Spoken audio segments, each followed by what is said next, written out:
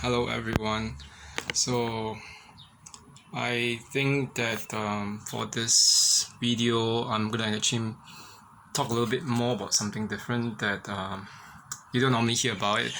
I mean, I'm pretty sure there are lots of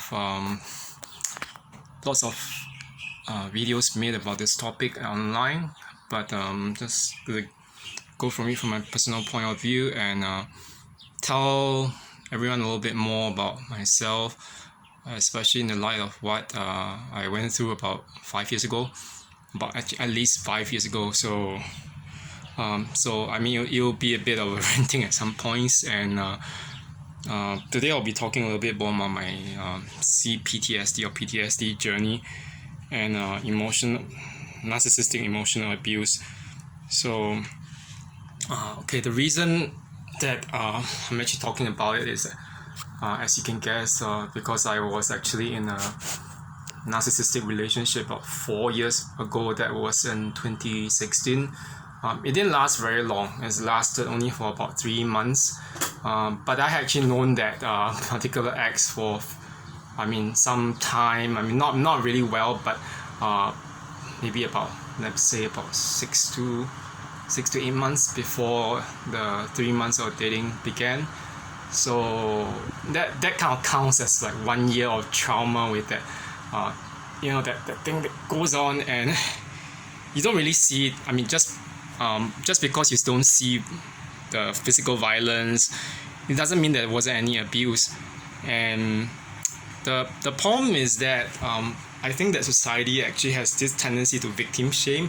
So it doesn't matter whether you're a guy or a girl, that if you were to just come forth and say, I was abused emotionally, someone would say, oh, you're such a pussy, you're such a useless person, why don't you just leave that relationship, why can't you just walk out? So this was pretty much what I had to cope with. And some friends actually asked me, are you gonna just put it out there for people to continue trolling you and make comments that are unkind, possibly saying that you're just an attention whore? I just guess I don't really care.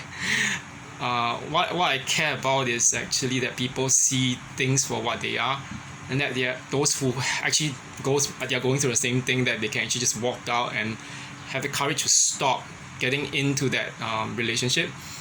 And I mean, the lessons that I learned from this relationship was that it doesn't matter who you are. When you are in it, your coping mechanisms are flawed.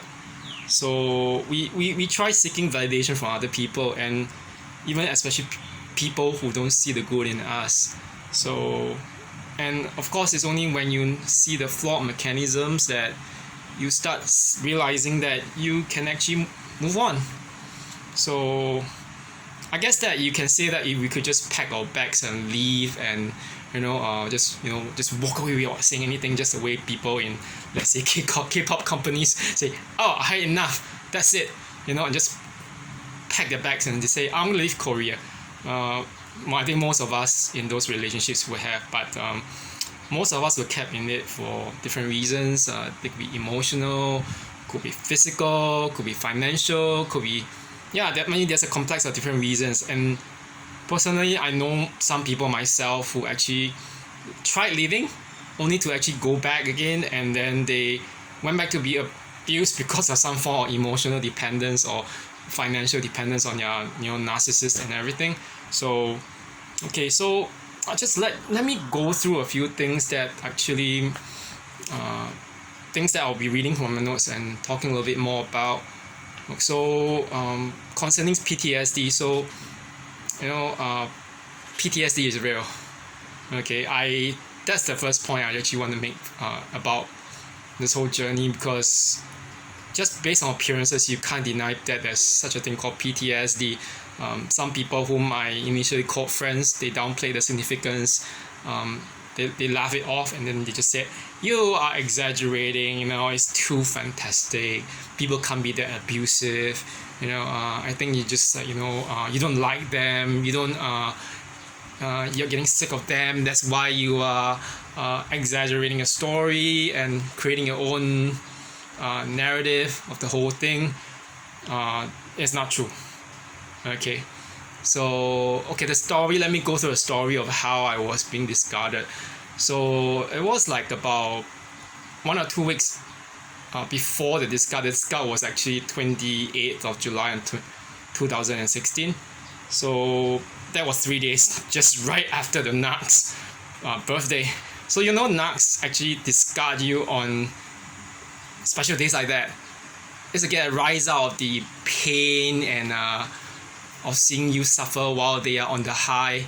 And it's like, I mean, taking all that possibility that it was being planned, I can say that the discard was like a living hell.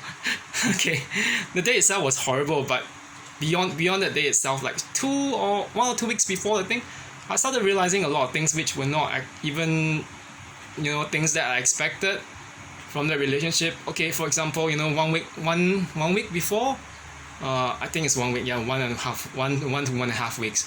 That was like on the Monday before of the week before. I was in the gym. I bumped into one of the Narcs friends, supposedly the best friend, and then the Narc wasn't around. So what happened was that after that, the workout, everything, the Narcs friend just asked me, oh, do you want to go for a tea or lunch? Oh, I just said okay, but I didn't know what I was signing up for.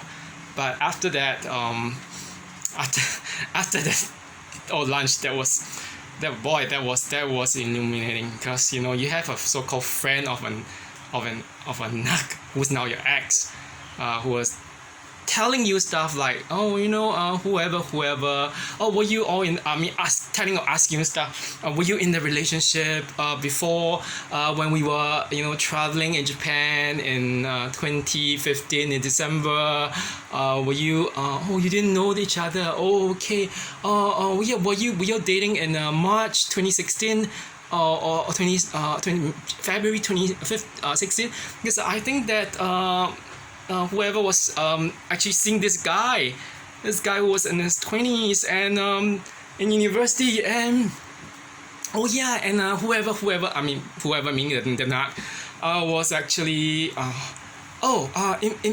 having had a one night stand with someone who was temporarily in Singapore for a day or two or whatever for holiday, and even showing me the picture of that guy. Okay, so it sounds bizarre. Yeah, it's really bizarre. Why are you telling me all this if you are really a friend of that ex? Okay, it was just strange.